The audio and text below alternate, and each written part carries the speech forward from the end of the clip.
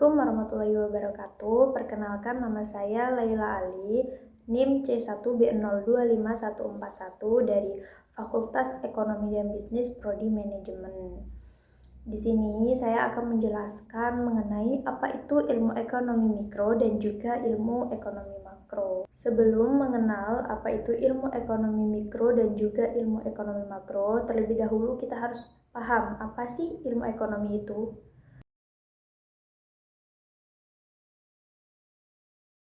Jadi, ilmu ekonomi adalah ilmu yang mempelajari tentang perilaku individu dalam memenuhi kebutuhannya yang tidak terbatas dengan sumber daya yang ada. Ilmu ekonomi muncul itu akibat adanya sebuah kelangkaan. Kelangkaan itu sendiri terjadi apabila faktor produksi yang terbatas tetapi kebutuhan manusianya itu sendiri tidak terbatas. Berdasarkan lingkupnya, ekonomi terbagi menjadi dua cabang, yaitu ilmu ekonomi mikro dan juga ilmu ekonomi makro. Ilmu ekonomi mikro adalah ilmu yang mempelajari perilaku secara individu dari keseluruhan kegiatan ekonomi. Hal ini bisa berarti satu konsumen, satu rumah tangga, satu perusahaan, atau bahkan bisa satu industri. Di dalam ilmu ekonomi mikro terdapat 3 variabel utama, yaitu yang pertama adalah teori konsumen. Apa sih teori konsumen itu? Teori konsumen adalah teori yang mempelajari bagaimana individu menggunakan pendapatan mereka untuk membeli barang dan juga jasa guna mencapai kepuasan maksimal atau biasa yang disebut dengan utility. Yang kedua ada teori produsen, yaitu teori yang mempelajari bagaimana perusahaan memilih kombinasi input, yaitu tenaga kerja dan juga modal, untuk menghasilkan output dengan biaya serendah mungkin guna memaksimalkan sebuah laba. Yang ketiga ada pasar dan harga. Pasar dan harga ini adalah interaksi antara pembeli dan juga penjual untuk menentukan titik keseimbangan harga atau yang disebut dengan equilibrium. Di titik ini jumlah yang dibeli oleh konsumen sama persis dengan jumlah yang ingin dijual oleh produsen. Dalam ekonomi mikro, pasar dibagi berdasarkan tingkat persaingan yang terjadi. Yang pertama ada pasar persaingan sempurna, di mana struktur ini merupakan struktur paling ideal dikarenakan banyaknya penjual dan juga pembeli yang berinteraksi. Tidak adanya yang mempengaruhi harga dan juga barang yang dijual itu bersifat homogen atau sama. Dalam pasar ini, harga ditentukan oleh pasar sendiri dan penjual hanya bisa menyesuaikan jumlah produksinya. Contohnya adalah pasar komoditas beras dan juga gandum. Yang kedua ada pasar monopoli, di mana hanya ada satu penjual yang menguasai pasar. Contohnya adalah PLN di Indonesia. Yang ketiga ada pasar oligopoli, di mana hanya dikuasai oleh beberapa perusahaan. Contohnya adalah provider seluler dan juga industri otomotif. Yang ketiga ada pasar persaingan monopolistik, di mana penjualnya banyak tetapi mereka memiliki ciri khas masing-masing atas produknya. Contohnya itu ada di restoran cepat saji dan juga merek sepatu.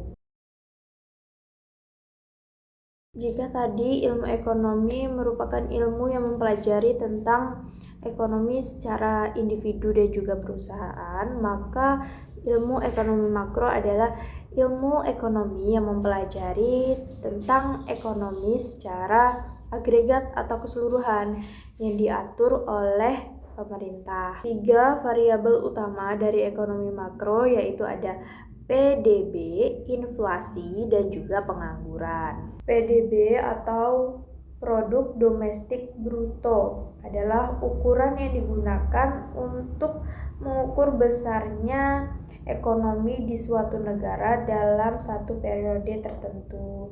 PDB digunakan untuk mengukur pertumbuhan ekonomi, mengukur standar hidup, mengukur kinerja, dan juga membandingkan ekonomi antar negara. Yang kedua ada inflasi. Inflasi adalah fenomena kenaikan harga barang dan juga jasa secara umum yang terjadi terus-menerus dalam jangka waktu tertentu. Inflasi bisa terjadi itu karena permintaan yang sangat tinggi atau juga dikarenakan biaya produksinya yang naik.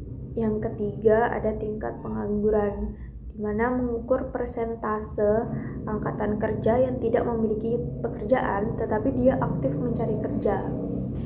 Biasanya pengangguran rendah itu dikarenakan ekonomi sedang kuat, di mana perusahaan sedang ekspansi.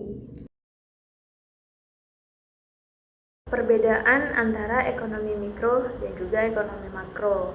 Jika ekonomi mikro itu berfokus kepada rumah tangga, individu, perusahaan, dan juga industri, nah ekonomi makro berfokus kepada wilayah, negara, dan juga global.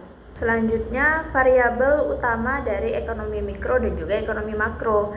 Perbedaannya itu, jika ekonomi mikro itu variabel utamanya ada teori produsen, teori konsumen, pasar, dan harga, maka variabel utama dari ekonomi makro itu ada PDB, produk domestik bruto, inflasi, dan juga tingkat pengangguran. Perbedaan dari tujuannya, jika ekonomi mikro itu bertujuan untuk alokasi sumber daya yang efisien, maka ekonomi makro bertujuan untuk stabilitas dan pertumbuhan ekonomi. Nah, yang terakhir, perbedaan antara mikro dan makro itu bisa dilihat dari contoh kasusnya. Contoh kasus dari ekonomi mikro itu seperti misalnya mengapa harga iPhone naik gitu ya. Terus itu ada ibu lebih memilih membeli baju di toko karena harganya lebih murah dibanding membeli di supermarket, seperti itu. Untuk contoh kasus ekonomi makro sendiri itu apa ya?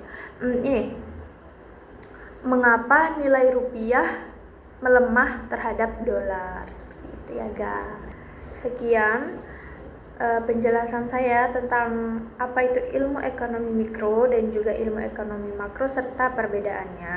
Mohon maaf jika ada kesalahan dalam pemaparan materinya karena di sini saya juga dalam proses belajar, dan apabila ada kritik dan juga saran serta perbaikan materi bisa ditulis di kolom komentar. Dadah, terima kasih ya guys. Wassalamualaikum warahmatullahi wabarakatuh.